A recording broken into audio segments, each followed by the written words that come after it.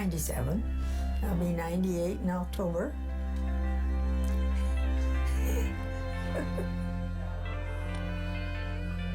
I live in a retirement community. And we used to have a bus here to take people to the grocery store twice a week. And they gave that bus up. I don't know why. So a lot of people were stuck around here. Like my neighbor Joyce, who was a very shy person. She said to me, well, if they don't get another bus, they'll find another place for me to live. And she says, I just don't want to go anywhere else. I said, Joyce, I'll get you to the grocery store every week. But I lost my driver's license because somebody thought I was too old. But I didn't have a mark against me at all. I was heartbroken at that. I really was. It made me feel old. It made me feel useless.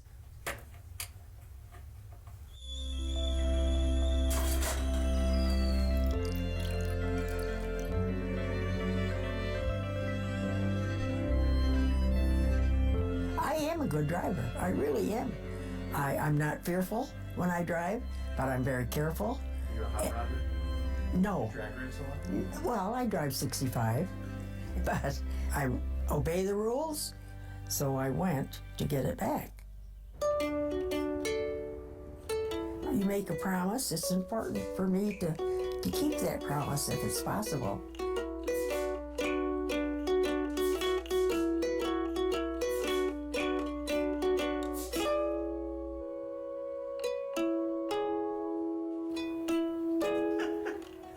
And I passed it.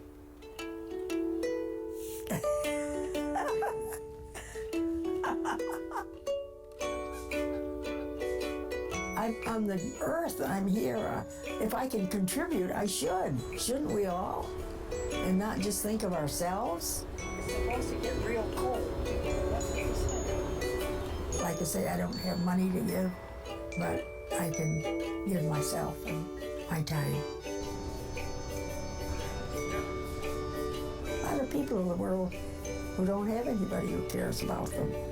So that's the way I felt.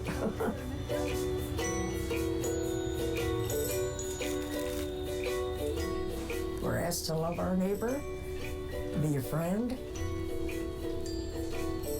That will give you joy.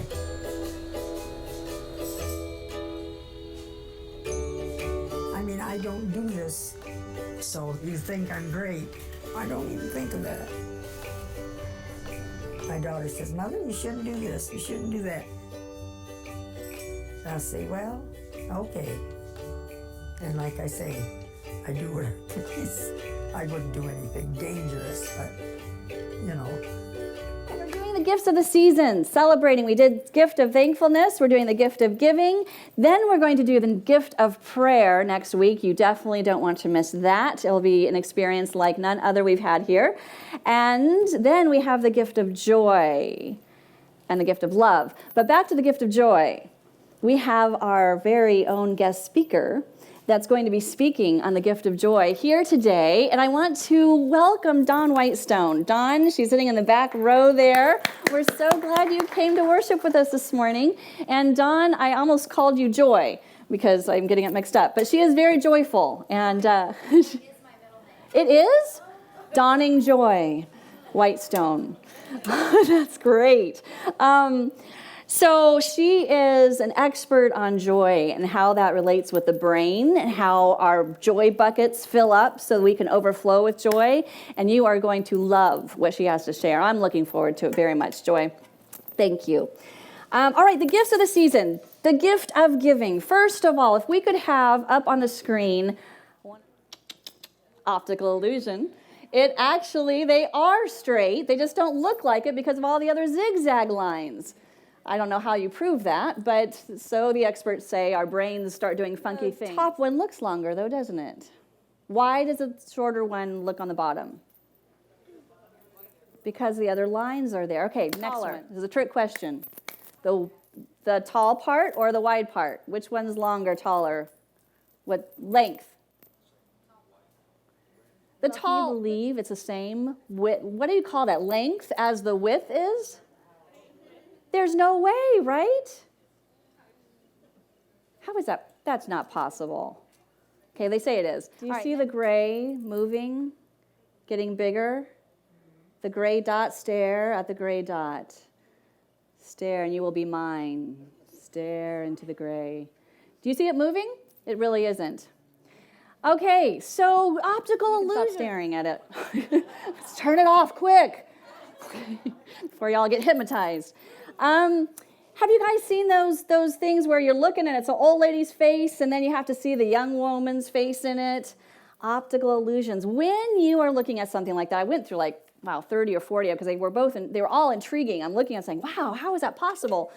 Optical illusions, when we look at it with our normal eyes and our normal brains, we're looking and we're saying, yeah, and then you read about it, you say, no, and you see with fresh eyes and you realize you've been tricked or it's been false, and then you see a new reality when you're not distracted. Well, I think when it comes to giving and when it comes to all these gifts, I think this is what Jesus does for us. He helps us see things with fresh eyes. He helps us look. We have so many distractions and so many things that make our lines and our lives curvy and twisted and narrow and big, and he brings it all into the right perspective. He came, it says, to restore sight to the blind.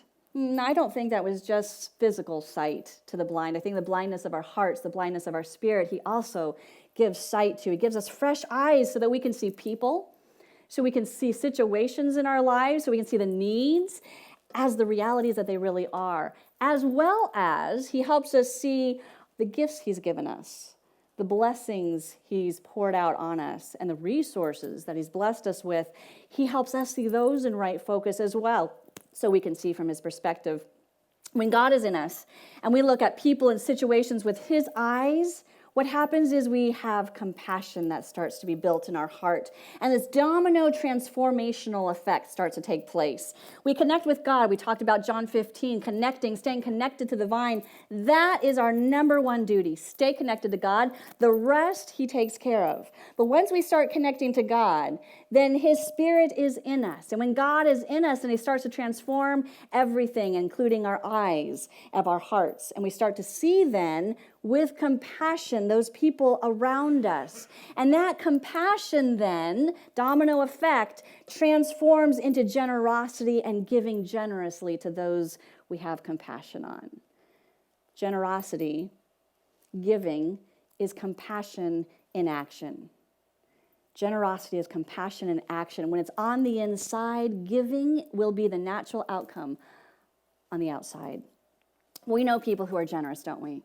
Every one of us probably can think of someone, that particular person in our lives who stands out as an overflowing, overwhelmingly generous soul. My sister and my brother come to mind. They have the biggest hearts. I went away that weekend, a couple weekends ago, to my cousin's wedding up in Tennessee. We went into this cabin. All of us stayed in this one cabin together. And you open up the cupboards, and there were these great mugs, these dark brown chocolate mugs, and then on the inside, the pottery design that they did, it was just very earthy looking, and I just loved them. I wanted to just take it home with me, and I actually said that, do you think they would notice if I just took one? And I thought, no, you're a pastor, you probably shouldn't do that. So my sister got a little scared. She's like, Denise, don't, it'll come back on my account. So I didn't, I refrained. Yesterday, I had a box delivered on my doorstep, and what do you think was in it? She didn't steal them. She bought these mugs. She bought 4 mugs for me, and I was so surprised and so delighted. We FaceTimed, and it was so exciting. Generous souls, when you experience that, you have the gift of joy that comes out of that. When you've experienced a generosity of spirit, it seems that those who have that naturally, their hands and their hearts are always open. They don't even think it's like not mine versus yours, but it's ours. It's a bigger picture. It's like they wake up thinking, how can I give? There's no calculation or analysis. I want to be more like that. And I want us as Inspire to be those kind of people where we're known for our generosity of spirit because we are constantly saying, how can we give, make this world a better place, make your life a better life? It's what Jesus was like, and I think when he says for us to love others as he loved us, I think definitely generosity was a part of that. Imagine if we could really be these super generous giving souls, not just in our heads, but deep in every fiber of our being. Get that all that we have in our lives, our money, our possessions, our house, our clothes, our food, everything that we've been given is not ours, but it's God's. Everything we have, everything we are is God's. And we are here on this earth for the purpose of spending it on God's behalf, of giving it on God's behalf. Everything, we've been given a line of credit, so to speak, of everything that's in our lives, a line of credit to spend freely for others. Our time, our talents, our possessions, our treasures, our opportunities, blessings, whatever it is. How great would it be if this could absolutely shape our lives, shape everything we think and feel? So we'll move from duty of giving, we give our 10%, or we give our, out of our paycheck, we give this, or hey, it's Thanksgiving, we give some food. What if it moves from duty to delight, from rules that we keep to an adventure that we can't wait to dive into every day? The adventure of giving. Wake up wondering, anticipating, how am I going to spend God's time today? How am I going to spend God's money today? How am I going to spend God's food today? How am I going to spend his blessings today to give to others? And life would get transformed from something that just happens to something we help make happen for other people. And our hearts will grow bigger, and our hands will more open up, and our life will become better than we ever imagined. I like 1 Timothy, how, again, Paul wrote in 1 Timothy 6, 17 through 19. He says, "Command those who are rich in this present world not to be arrogant, nor to put their hope in wealth, which is so uncertain, but to put their hope in God, who richly provides us with everything for our enjoyment." He doesn't nix that out. He doesn't cross that out. He gives us everything for our enjoyment, but then command them to do good, to be rich in good deeds, and to be generous and willing to share. In this way, they will lay up treasure for themselves as a firm foundation for the coming age, so that they may take hold of the life that is truly life. He commands to say, be generous, do good. Be generous, do good, so that you may take hold of life that is truly life. And I think somehow in our deeper parts, we know that this is truly how we are called to live. Generous, overflowing, recklessly extravagant givers of our love, our time, our talents, spent on the behalf of others. But if we're honest, we're not quite there yet. We're not quite there yet. Not there yet often enough. Maybe I could say that. Too often, we're more focused on the outcome of our giving rather than the outpouring of what we've been given. Are not there yet comes in 3 sizes, I think. Trader, martyr, and controller. Trader, martyr, and controller size. Traders expect something back, always keeping score. These are the ones who probably need fresh eyes to stop looking at the balance sheet. I say this, I need you to say this back. I give you this, I need that back in the proper portion. That is a balance sheet. To let go of that balance sheet, you need fresh eyes. The martyr ignores their own personal needs in order to please others and ends up resenting it, often annoyed when their sacrifices go unheralded. The martyrs need fresh eyes to stop focusing on their own sacrifice. The controllers, they give so that they can bring about certain results, maybe good intention, but even if the good results are for others, change life habits, whatever it is, they feel like failures and get frustrated when the person or the situation, when the world isn't changed at all by their efforts.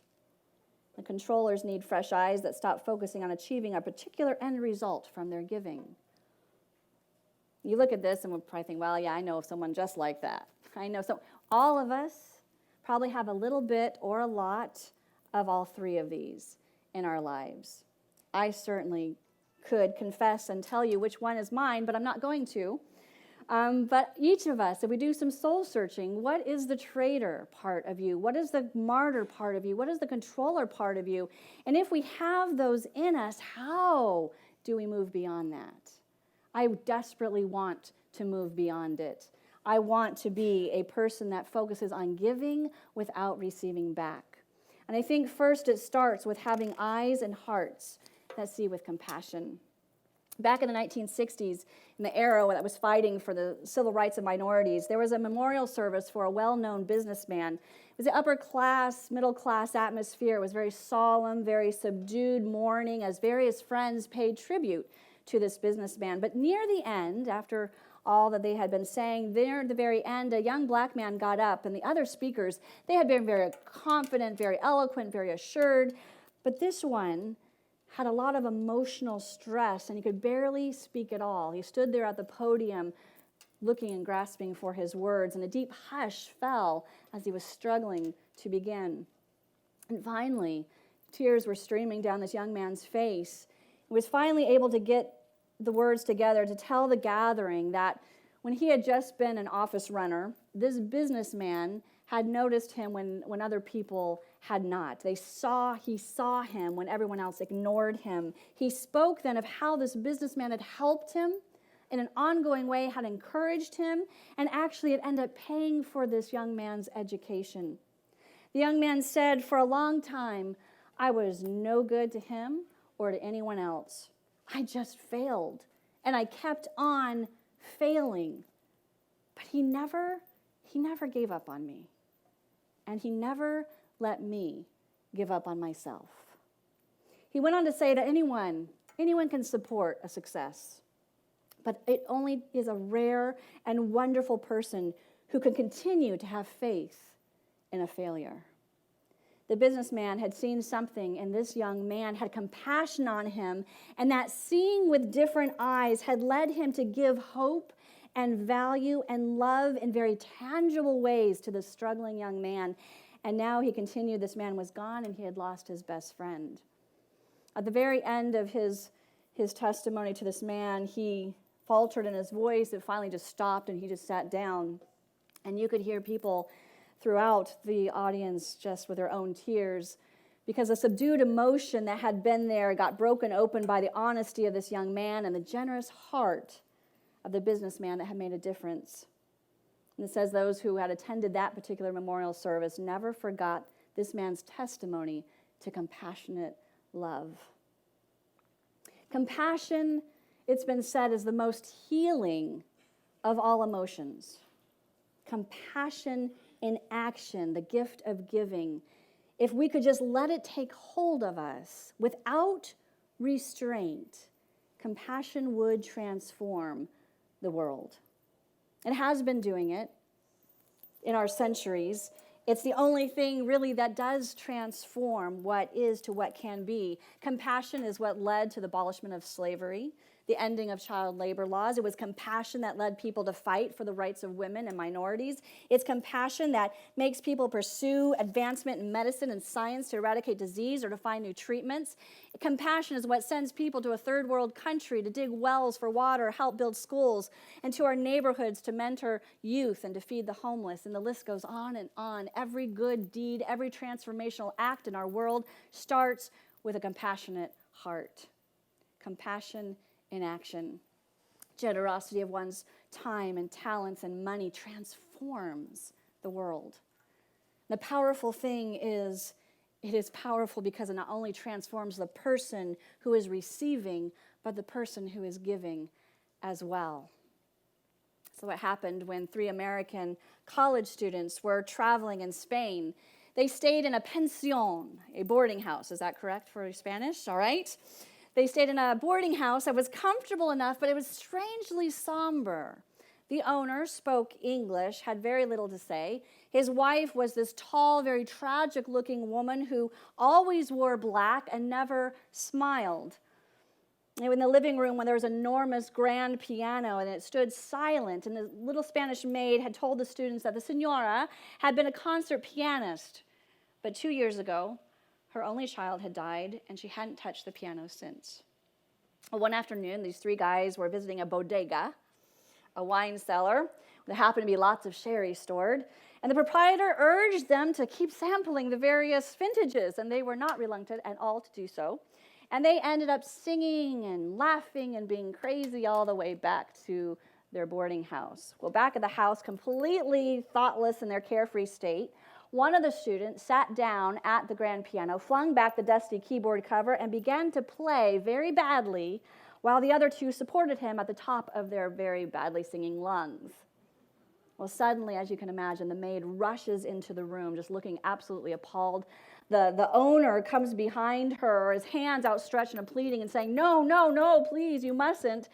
And at the same time, all this was going on, another door opens, and there stood the Senora herself, dark, tragic eyes fixed on the students. The music, of course, instantly died. And what seemed like forever, the three of them were frozen with utter remorse and embarrassment. And then suddenly this woman, she saw the situation and these students with fresh eyes, not looking inward, but seeing them.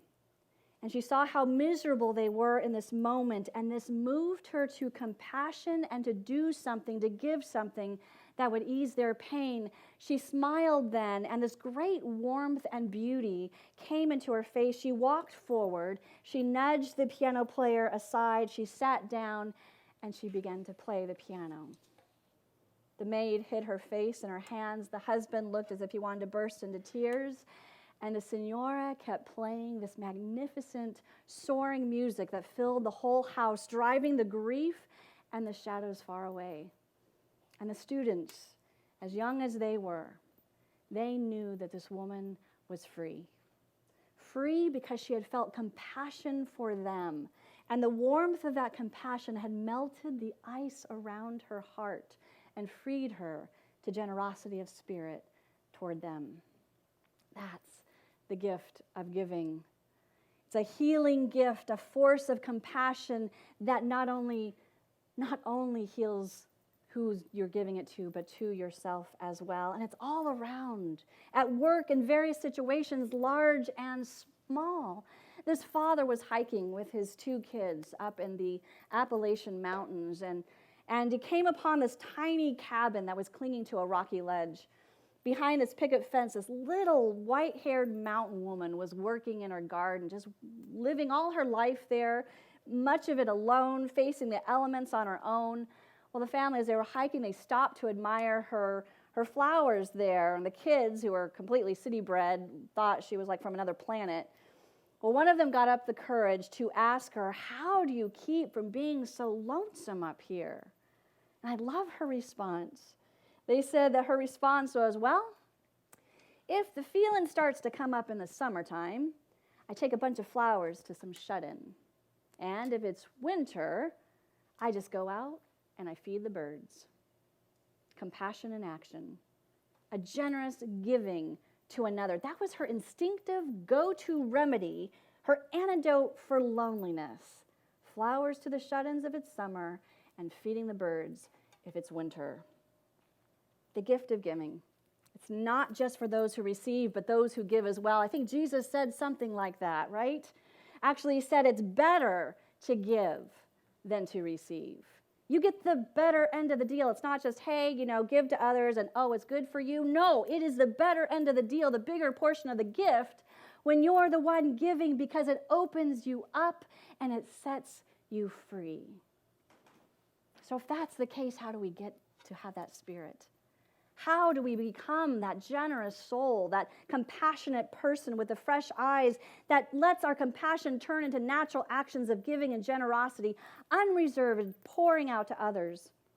I like how in the book Touch of Wonder, Arthur Gordon, he wrote, when considering what makes someone generous, how do you become more compassionate and generous? And he looked at the Good Samaritan, the classic story of compassion and giving.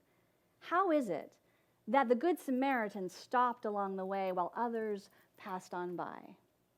And pointed out, well, there's 3 traits of the Good Samaritan that I think if we can grasp a hold of, it can actually be a little inspiring for you and I if we want to become generous and compassionate. The first of the Good Samaritan, he had empathy. Now, I like how this particular person defined empathy. It's the imaginative projection of yourself into another's shoes. I like the word imaginative. I don't know about you. Some of you may not have empathy that comes as naturally as others. I struggle with empathy sometimes.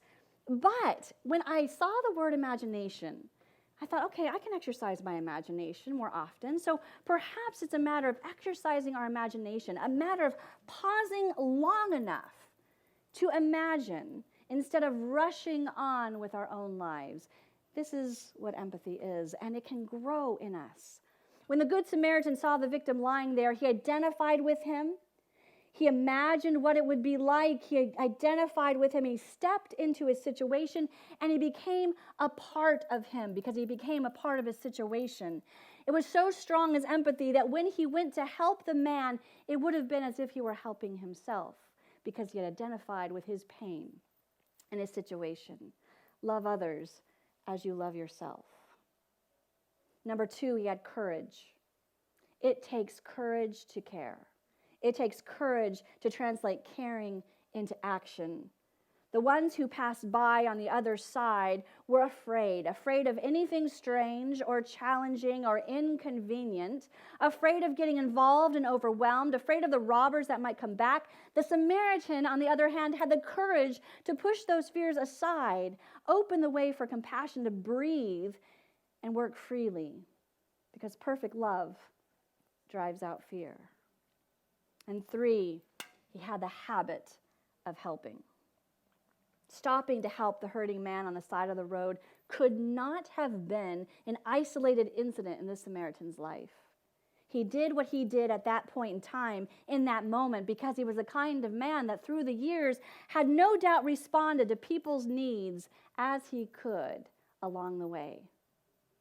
And I think that is a clue for us. Becoming a generous person, it's not going to happen all at once. It happens day by day, making the choice by choice that we make in the moment, sometimes to go that extra mile. When you have the time, go the extra mile. To go out of your way to lend a hand when you can, to share in community efforts to make a difference when you're able, and little by little, action by action, the choice of the years, the choices over the years begins to shape the hands and hearts. Before we know it, we'll be astonished to look in the mirror and we'll see a good Samaritan looking back at us because we've made the choice.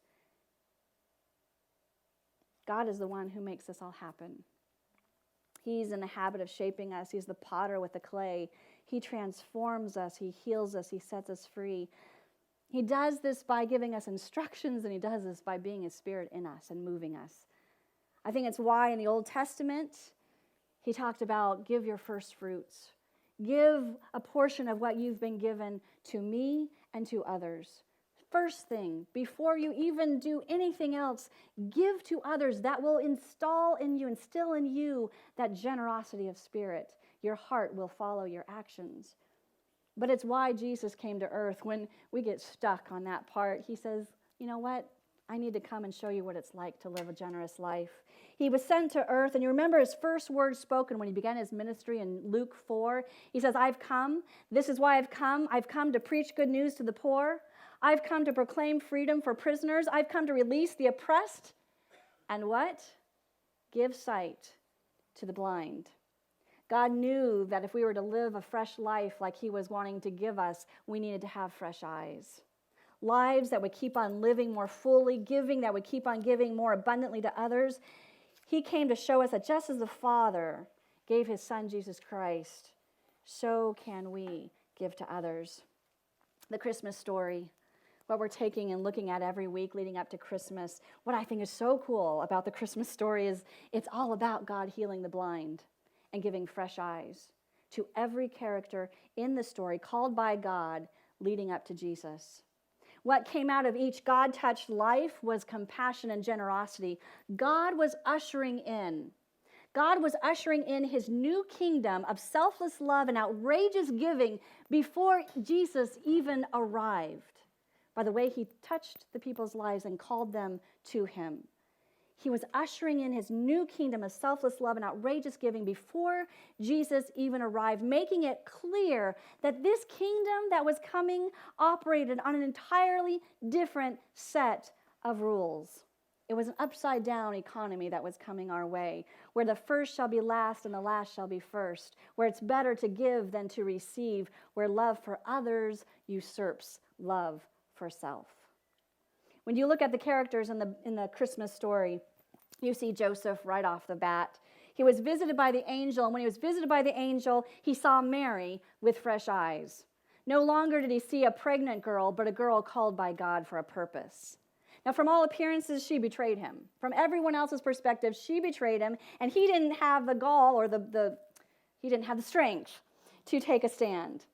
He would have been, no doubt, the laughingstock of the whole town for going through with the wedding. He would, no doubt, look like a fool to many that looked on. But when God appeared to him in the form of an angel, when God filled his heart with compassion and understanding beyond the surface, he saw Mary with fresh eyes and willingly, graciously, immediately was willing to give. And what Joseph gave was his reputation for God. Mary, when the angel visited her, she not only gave her reputation, but her future as well. Imagine a teenage girl dreaming of one day who she'll marry, where she'll live, how many kids she might have, a simple, happy life. Mary surely was no exception of visioning what she wanted her future to look like. But when the angel came, he showed her that that vision was going out the window. Sure, it was a higher calling, but it was a difficult calling, and she had a choice. With the angel's help, God gave her fresh eyes, and she went from wondering how on earth to, yes, I will do it. And the fountain of generosity started to flow, and she gave her future for whatever God needed. The wise men, God touched their minds. God touched their studying, their intellect, their hearts, and he touched their eyes. They didn't just see a star that night. They saw a world-changing moment in history about to happen, and they pursued that star. They didn't understand everything. They still had questions. They had to get help along the way, but they acted on what they had known thus far. They acted on what their eyes had been opened to. They acted on what their hearts had been touched to do. And what resulted from that was a generous outpouring of gifts. These wise men, when their fresh eyes were seeing anew, they had tangible material gifts that they purchased with their own treasure. And seeing with fresh eyes resulted in giving more than what was asked or expected to the new King and Savior, Jesus Christ. The shepherds, when they were interrupted and awakened by God, the bright light of the angels shining before their eyes, they got the good news loud and clear. And what resulted from what they saw? It says that they immediately left their sheep and went into town. They didn't give their money. They certainly didn't give their reputation. They had none that was worth giving up. Or they weren't asked even to give up their whole future direction.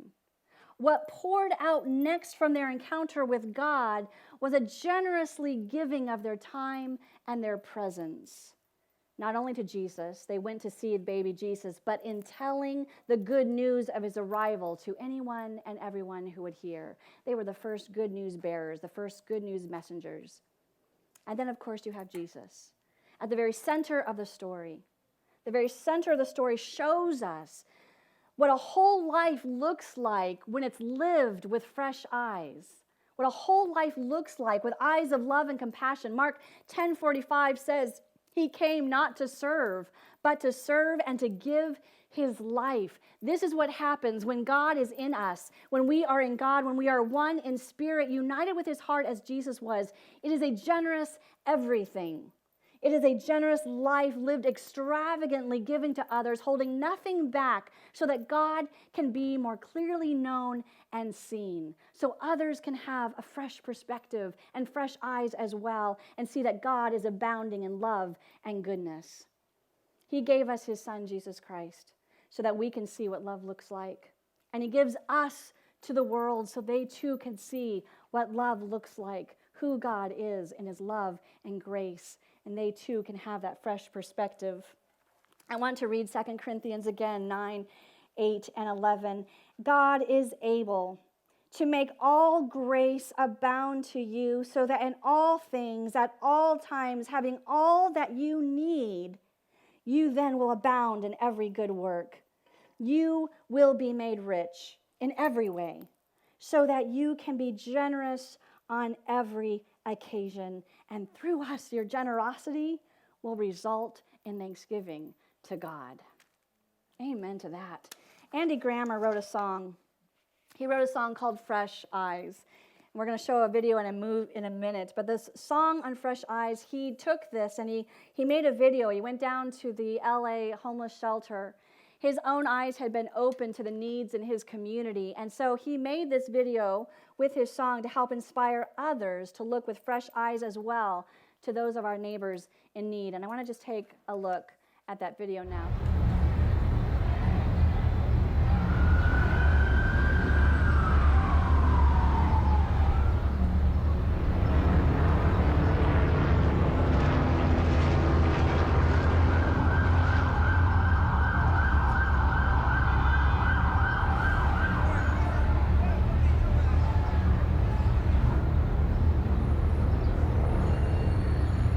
These fresh eyes, never seen you before like this. My God, you're beautiful.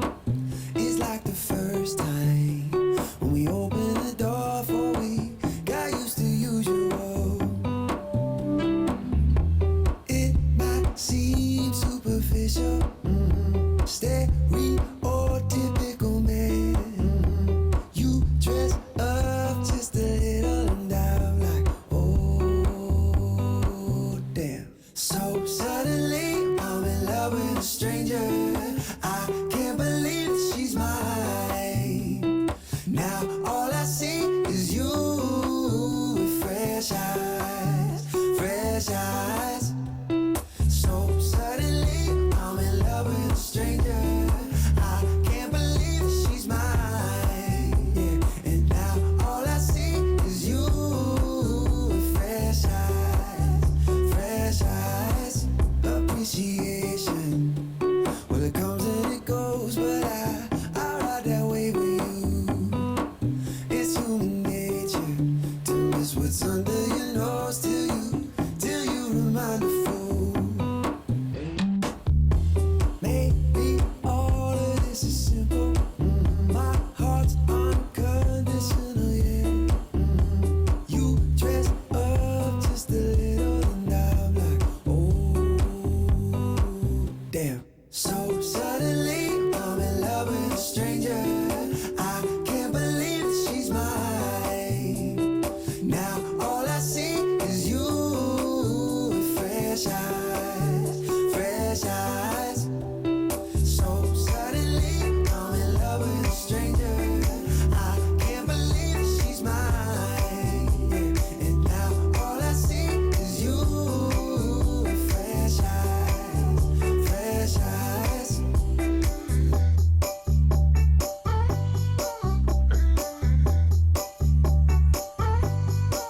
If I could bottle this up, bottle this up, I would. I would bottle this up, bottle this up, I would. 'Cause you're gorgeous in this moment. If I could bottle this up, I would. So suddenly I'm in love with a stranger. I can't believe that she's mine. Now all I see is you with fresh eyes, fresh eyes.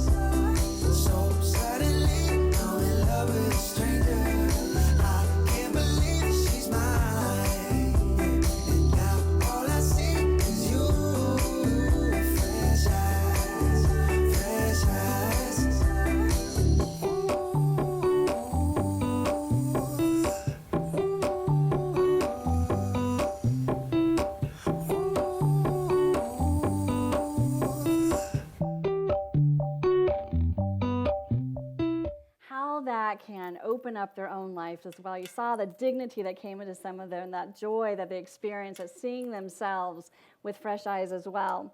We have the opportunity to practice this gift every day of our lives, every day. And I think part of what Inspire is about is to remind us when we get so caught up in our own lives and our everydays is why are we really here? We come weekly to get that reminder because there's so much that gets packed in our lives of things we have to do to survive. But he says, no, remember why you're here on earth. You're here to give. You're here to love. You're here to impact the world with my love so people can know I'm the God that loves them aboundingly, abounding in grace, abounding in the gifts that I've given. As a community of faith, we have committed ourselves, besides what God calls us to in our own lives and our own ways to serve, we've committed that when we serve and gather as a body, we will serve the homeless in our community, the homeless children and families, especially in Apopka, those who are at poverty, about on the brink, or those who are fallen below poverty and are barely making it.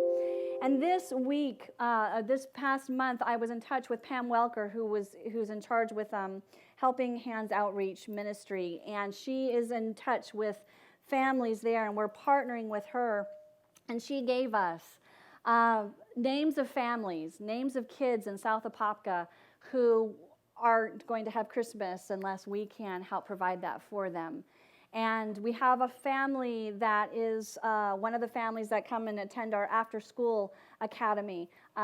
There's a family that's in great need, and so we also have their names as well. And so what we've done is we put the names, we have about 13 children, 12 children actually, and there's one grandmother who we became aware of that she has the care of 4 grandkids. In her care right now, her children both are in jail, and so her grandkids are in her home with her. She does not have the means to support them. She's very much in need of food, and so that's one of the scrolls on the tree as well, is food for the holidays for her grandkids. But what I'm hoping is that we were given not just the names of kids and their wish list. We were also given the phone number and the address of these families. We have pictures of these families. And generosity is not a one-act kind of thing. Generosity is a way of life. And we here at Inspire are not just here to feel good about ourselves. Hey, we got a Christmas gift for some kids. Great, that's good, that's needed. But how can we weave our lives more, invest ourselves in our community more, one family at a time, one kid at a time? And so I'm hoping that as we take these names, that these families, perhaps over the next year, will be able to minister to them. Prayers, support, to see how we can come along beside them if it's food or tangible needs or just that spirit, you're not alone, we are with you kind of giving. That's my hope and our prayer for Inspires, that we become that people, and it starts with our practicing every day. So I'm going to give you that opportunity in a minute. After I pray and we end our service at the tree that has been transformed from a Thanksgiving tree, we had Thanksgiving leaves on it saying to God all that He's blessed us with, all that we are thankful for. Well, now that we're so filled up with thanks, it's now become a giving tree. And the giving tree has these little packets on it, and it has inside, scrolled up, the name of the child and their age and what their needs and wishes are. And so if you take one of those, I'd also like you to sign up. On the stool next to it is a place where you can find the child's name that you were given, and I need to have your name and phone number and email so that I can contact you and follow up and give you more information about the families and make sure. And the gifts that are for these kids need to come back in 2 weeks, so by December 10. And there is actually going to be a Christmas party if you want to participate in that with the families and with the children. So that's our opportunity to give. Certainly, what we want to be is not just a turn on a faucet and turn it off kind of giving. We want to fully turn all faucets on in generosity in our spirit, have that river of life flow through us out to others. And so every choice that we make, whether it's to take a gift here or the choices that God's going to give you every day in your life, think about, okay, how do I not just turn on a little for a little drip, but just full blast ahead, full faucets on in our generosity of giving. And that will become a gift not only to the person you give to, but also in your own life.